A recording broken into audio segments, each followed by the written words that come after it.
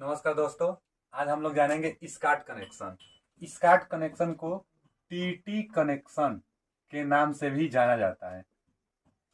स्काट connection को TT connection के नाम से जाना जाता है। इसका प्रयोग कहाँ किया जाता है?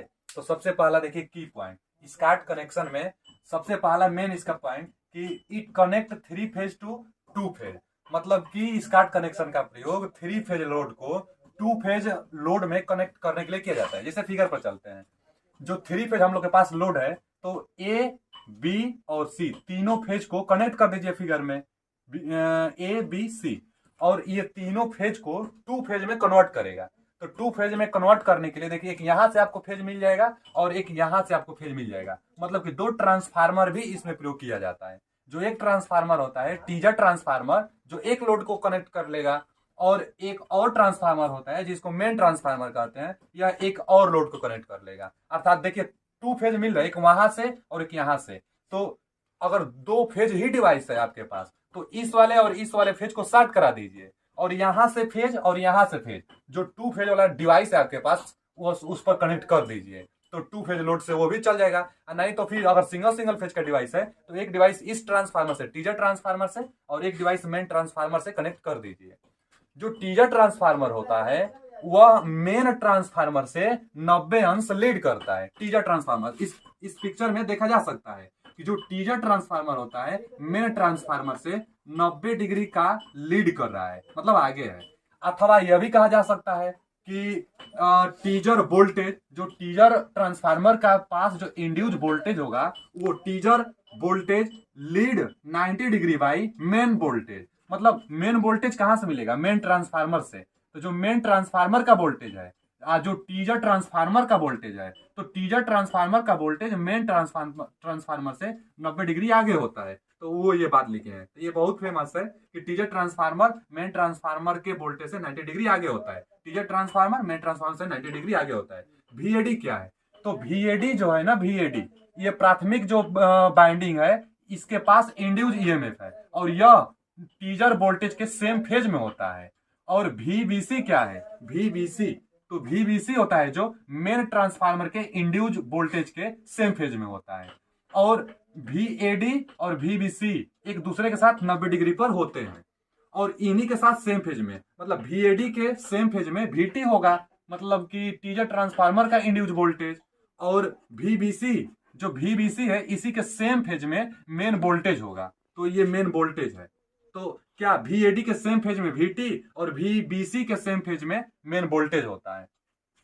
यहां पर लिखा गया है कि VAD, तो जो VAD होता है ना, VAD प्राइमरी साइड पर जो इंड्यूज वोल्टेज है, यहाँ पे जो मेन सप्लाई से वोल्टेज दिया जा रहा है, तो कितना वोल्टेज आ रहा है? तो 3/2 VL, और इसका मान कितना होता है? तो 10.866 VL। तो यह भी कहा जा सकता है, परसेंटेज में यदि इसको हम लोग बदलेंगे तो 86.6%। मतलब कि जो VAD वोल्टेज होगा ना, 86.6%। और VAD क्या है? टीजर वोल्टेज के सेम फेज में है। मतलब टीजर वोल्टेज जो इंड्यूज हो रहा है, वह 86.6% है। यह भी पूछा जा सकता है आपसे। तो इसका प्रयोग थ्री फेज को टू फेज में अथवा सिंगल फेज लोड को कनेक्ट करने के लिए किया जाता है। और VAD जो होगा अथवा टीजर जो वोल्टेज इंड्यूज होगा, 86.6% होता है। और जो टीजर वोल्टेज इंड्यूज हो रहा है, वह मेन वोल्टेज से 90 डिग्री आगे है, मतलब लीड करा रहा है।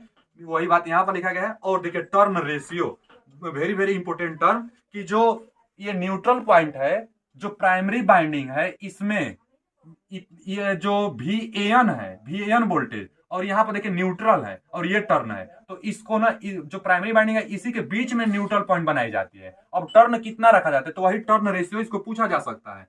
तो दो संबंध एक, मतलब कि दो फेरा इसको लगाएंगे तो एक फेरा इसको लगाएंगे, फिर दो फेरा इसको तो एक फेरा फिर इसको लगाएंगे हम लोग। मतलब कि जैसे 100 फेरा है यदि, तो 66 फेरा यहाँ पे और 33 फेरा यहाँ पर लगाएंगे। तो 66, 66 और 33, देखिए 66 और 33।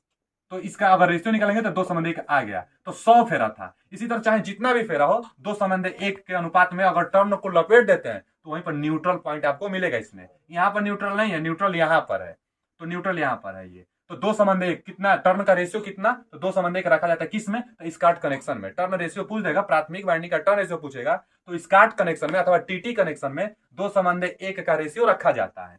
उसके बाद आगे देखिए, transformation ratio of teaser transformer equal to √3/2 transformation ratio main transformer. मतलब क्या यह बोलना चाहता है कि जो टीजर ट्रांसफार्मर का ट्रांसफॉर्मेशन रेशियो होता है मेन ट्रांसफार्मर का ट्रांसफॉर्मेशन रेशियो का 3/2 गुना करेंगे तब टीजर ट्रांसफार्मर मिलेगा आपको, उसका ट्रांसफॉर्मेशन रेशियो वही है। देखिए transformation ratio of teaser transformer, मतलब टीजर ट्रांसफार्मर का ट्रांसफॉर्मेशन रेशियो मेन ट्रांसफार्मर का ट्रांसफॉर्मेशन रेशियो का 3/2 गुना कर देंगे तो उसका ट्रांसफॉर्मेशन रेशियो आपको प्राप्त हो जाएगा। यहां से सवाल भी दिया जा सकता है, मेन ट्रांसफार्मर का दे दिया जाएगा ट्रांसफॉर्मेशन रेशियो 4 है, तो टीजर ट्रांसफार्मर का ट्रांसफॉर्मेशन रेशियो बताइए, तो इसी में 3/2 गुना कर देंगे, अर्थात कितना, तो 2√3 इतना इसका ट्रांसफॉर्मेशन रेशियो हुआ।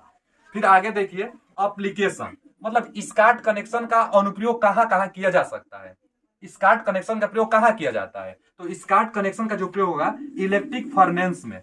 जो इलेक्ट्रिक फर्नेस होते हैं ना, मतलब भट्ठी, जो इलेक्ट्रिक भट्ठी होते हैं उनका प्रयोग स्काट कनेक्शन के जरिए किया जाता है। क्यों, क्योंकि 3 फेज जब सप्लाई आएगी तो 3 फेज सप्लाई को ये 2 फेज में कन्वर्ट कर रहा है, और जो इलेक्ट्रिक फर्नेस होते हैं सिंगल फेज के होते हैं, तो दो इलेक्ट्रिक फर्नेस एक साथ कनेक्ट करिए, एक इलेक्ट्रिक फर्नेस यहां पर कनेक्ट करिए और एक लोड को यहां पर कनेक्ट करिए, इलेक्ट्रिक फर्नेस एक यहां पर, तो 2 इलेक्ट्रिक फर्नेस 3 फेज सप्लाई आ रही है और दोनों को हीट ज्यादा मिलेगी, 3 फेज को 2 फेज में तो ज्यादा यहाँ से उष्मा उस भट्टी को मिल सकते हैं और आसानी से वो भट्टी गर्म हो सकती है। तो इलेक्ट्रिक फर्नेस में स्काट कनेक्शन का ही प्रयोग किया जाता है। फिर आगे इलेक्ट्रिक ट्रैक्शन, जो रेलवे वाला इलेक्ट्रिक ट्रैक्शन होता है ना, वहां पर भी 3 फेज को 2 फेज में कन्वर्ज करने के लिए इलेक्ट्रिक ट्रैक्शन का प्रयोग किया जाता है। उसके बाद है to interconnect the single phase and 2 phase load, मतलब कि इस कनेक्शन का प्रयोग 3 फेज को सिंगल फेज लोड के लिए करिए अथवा 2 फेज लोड के लिए करिए। 2 फेज लोड, तो 2 फेज लोड कैसे करेंगे, तो ये जो मेन ट्रांसफार्मर है इसका एक सिरा और जो टीजर ट्रांसफार्मर इसका एक सिरा शार्ट कर दीजिए, और इसका एक सिरा और इसका ये अगला सिरा से लोड लगा दीजिए, तो 2 फेज लोड, देखिए दोनों को फेज मिल रहा है, तो 2 फेज लोड, तो 2 फेज लोड के लिए भी स्काट कनेक्शन का प्रयोग, सिंगल फेज लोड के लिए भी स्काट कनेक्शन का प्रयोग करते हैं। थैंक यू, धन्यवाद।